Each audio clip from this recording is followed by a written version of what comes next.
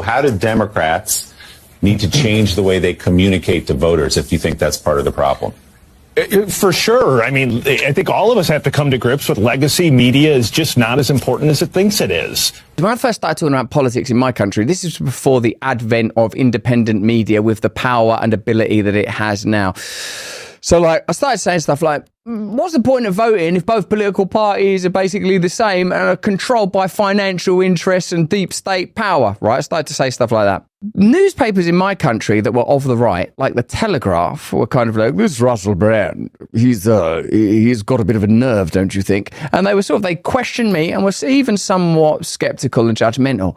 But the left, my God, the BBC and the Guardian, there was like a kind of what I might call a demonic damnation, the revelation of something insidious, cruel and cold that I've never forgotten. And I'm beginning to think that masked behind all their declarations of virtue is something akin to evil, even if they don't know it themselves.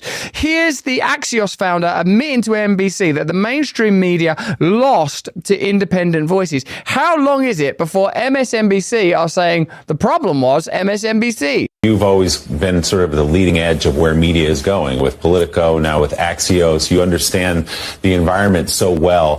How do Democrats, and frankly, how does legacy media need to change the way it thinks about getting information? I mean, a lot of the voters who went out and voted for Donald Trump that so many people are wondering what happened here, they're not watching, frankly, this show. They're not reading the New York Times. They're not consuming media that way. And the Trump campaign found those voters where they live. So how do Democrats need to change the way they communicate to voters if you think that's part of the problem? For sure. I mean, I think all of us have to come to grips with legacy media is just not as important as it thinks it is. It is to you, it is to me. That's a relatively small group of people who rely on us for their information. And you have to go into the world as it is, not as you wish it to be. And basically, the way people get information is shattered into 20, 30 different pieces. And so if you just look empirically at the numbers, Joe Rogan's more important than any of us. He just has a much bigger, hyper-connected audience that listens to his every word. So maybe listen to Joe Rogan and kind of understand, what is he talking about? What are the guests that he has on? What are the issues that they care about? Realize that the gravity of right-wing discourse is now taking place on X. It's not Fox. X is what matters. Elon Musk is now, I wrote about this yesterday, arguably the most powerful civilian in the history of the country. He controls information flow. He controls multiple businesses. He has the president's ear. He's going to be in charge of some newfangled organization to gut government spending. We've not seen a person with that kind of clout across those sectors. But where his real power comes from is X. People thought he was an idiot when he bought X because he lost a lot of money. He's got a lot of money. And now he happens to have the most powerful platform on the right, and politics is downstream from information. And there's just a whole new information ecosystem out there. So for us, for you, for Democrats, for Republicans, you have to understand that you now are going to have to basically navigate 20 or 30 different parts of the ecosystem if you want to connect with the American people who vote. Oh, and how much is butter again? Look at Joe Scarborough staring on, baffled at the brave new world that he's awoken to. We may not yet know how a Trump administration will govern.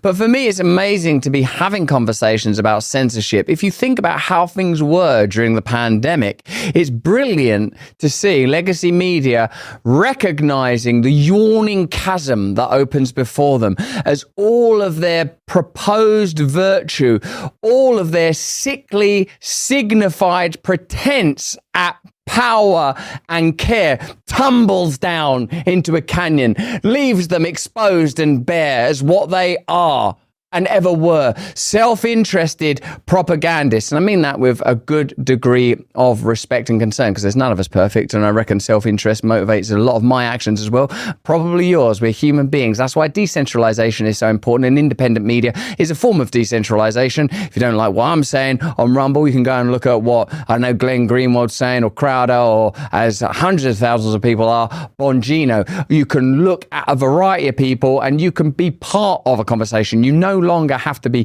mangled and wrangled into contortionist holds of ideas that don't suit you and that you don't believe in? What is there in the past of our kind and our species that would suggest we should yield to anything other than the highest principle and the highest power? And when the state wants to subvert and own that space, when the state wants to own your mind, wants to own your consciousness, wants to direct your actions, telling you all the while that like a kind of God, they care for you and they're trying to do the right thing, and you might not understand their judgment, but it's all for the best. You have to recognize that they're just like us. They're flawed and failing. And it's perhaps no coincidence that the person that succeeded most efficiently in this space is someone who, one of my personal observations of him would be authenticity and integrity. Joe Rogan just talks about stuff he cares about, hunting, nutrition during the pandemic. Oh, this is a health issue, isn't it? Shouldn't be people be out exercising? Are we sure these vaccines work? Those things led him into the ire and damnation of an establishment that may not have been conscious of this fact, but they were losing control and they were desperately trying to retain it. And they'll do whatever it takes to keep control.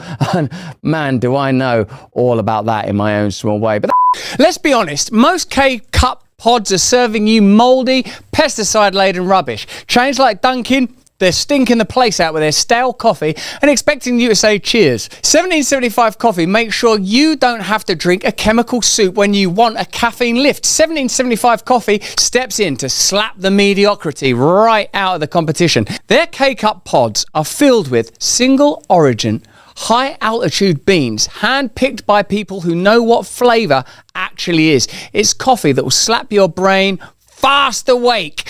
Faster, in fact, than a government scandal. Who doesn't need an injection of this new caffeine inflection? Kamala Biden? Get this stuff down you.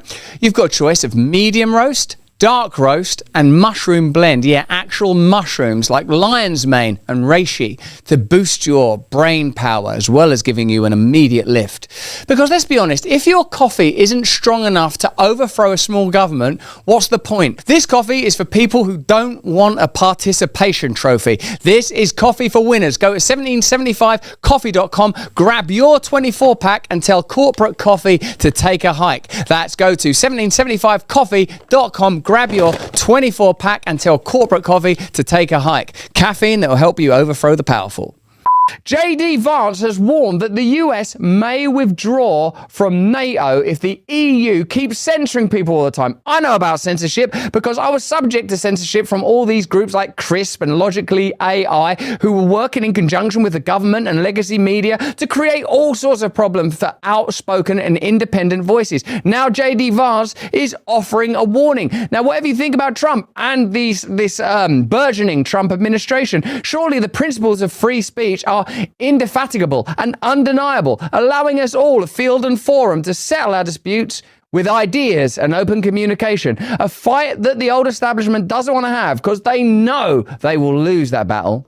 The leader, I forget exactly which official it was within the European Union, Thierry Breton, but sent Elon this threatening letter that basically said, we're going to arrest you if you platform Donald Trump, who, by the way, is the likely next president of the United States.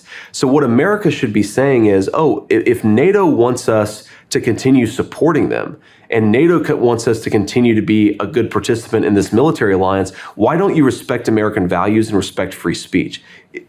It's insane that we would support a military alliance if that military alliance isn't going to be pro-free speech. I think we can do both, but we've got to say American power comes with certain strings attached. One of those is respect free speech, especially in our European allies. Like, look, I'm not going to go to some backwoods country and tell them how to live their lives, but European countries should theoretically share American values, especially about some very basic things like free speech. So are the members of the Trump administration going to govern based on their mandate? Let me know in the comments and chat what you think about that. Will this consortium of mavericks that include figures like Vivek Ramaswamy and Elon Musk's Tulsi Gabbard and Bobby Kennedy be able to influence Donald Trump? Hey, thanks for watching. If you want to see more uncensored content where free speech can flourish, join our live stream. Click the link right here to watch the next video if you want to, or become a member